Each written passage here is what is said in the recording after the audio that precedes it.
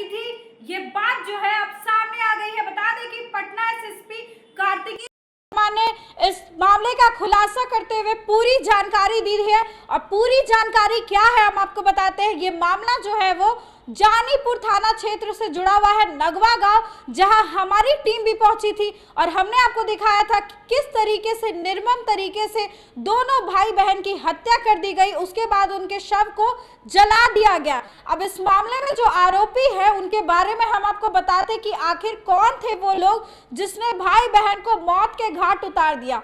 घटना जो है वो नगवा गांव की है, जहां पर बता दें कि लड़की की उम्र मात्र 15 साल थी, जिसका नाम अंजलि था, उसके भाई का नाम अंशु था और उसकी उम्र 10 साल थी। दोनों माता पिता जो है वो काम पर बाहर निकले हुए थे। जब घर पहुंचते हैं तो देखते हैं कि दोनों बच्चों के जले हुए शव पड़े हुए हैं, जिसके बाद मातम छा गया। अब इस घटना में एक बड़ा अपडेट सामने आया है, इस मामले का उद्भेदन कर दिया गया है। दरअसल बता दें कि लड़की के पूर्व बॉयफ्रेंड यानी कि एक्स बॉयफ्रेंड ने उसकी हत्या कर दी और ये प्लानिंग लगभग वो 1 हफ्ते से कर रहा था। उसका नाम शुभम कुमार बताया गया, जिसकी उम्र जो है 19 साल है। शुभम ने इस घटना को अकेले ही अंजाम नहीं दिया, बल्कि शुभम के साथ उसका साथी रोशन कुमार भी मौजूद था, जिसकी उम्र 19 साल थी। इन दोनों ने मिल करके इस घटना को अंजाम दिया।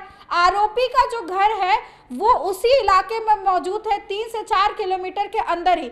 बताया गया कि शुभम और अंजलि की दोस्ती स्कूल के टाइम में हुई थी और उसके बाद अंजलि ने उससे बात करना छोड़ दिया था, क्योंकि परिवार वालों को पता चल गया था। इसके बाद दोनों के बीच अलगाव हो गया। अंजलि किसी और से बातचीत करने लगी, जो शुभम को बर्दाश्त नहीं हुआ। उसका कहना था कि तुम मेरी नहीं तो किसी और की नहीं हो सकती हो।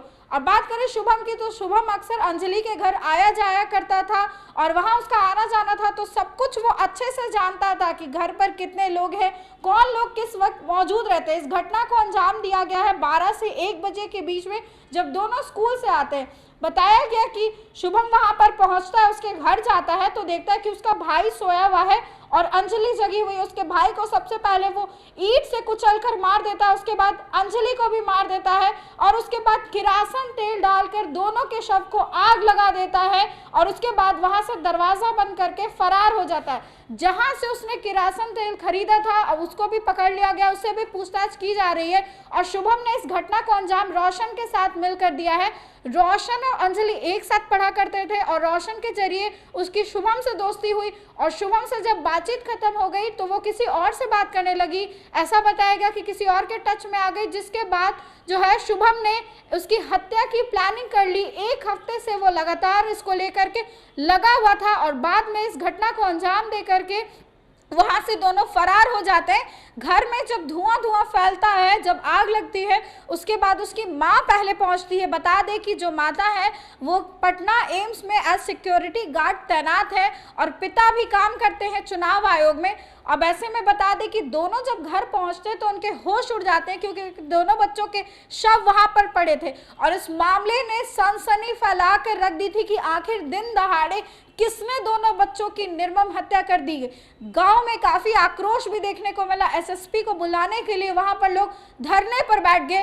पटना एसएसपी कार्तिकेय के शर्मा खुद वहां मौके पर पहुंचे थे और लोगों को आश्वासन दिया कि जल्द से जल्द कार्रवाई की जाएगी और इस मामले का उद्भेदन कर दिया गया है। पूर्व प्रेमी ने ही अपने दोस्त के साथ मिलकर दोनों बच्चों को मौत के घाट उतार दिया और ये सब कुछ हुआ प्यार की वजह से। बता दें कि अब दोनों बच्चे जो है इस दुनिया में नहीं है, दोनों को ही लाश को जला दिया गया था। जब मां वहां पहुंची तो देखने लायक नहीं थी दोनों की लाश। बाद में शव को पोस्टमार्टम के लिए भेज दिया गया। घर पर मातम छाया हुआ है, लेकिन इस घटना ने पूरे बिहार के साथ पूरे देश को ही झकझोर कर रख दिया है कि आखिर कितना मनोबल बढ़ गया होगा उस लड़के का, जो घर में पहुंचकर हत्या करके वहां से भाग गया। इस खबर को लेकर के आपकी क्या राय है, कमेंट सेक्शन में जरूर शेयर करें। इस खबर में बस इतना ही। आगे की अपडेट्स के लिए देखते रहे देशवा न्यूज।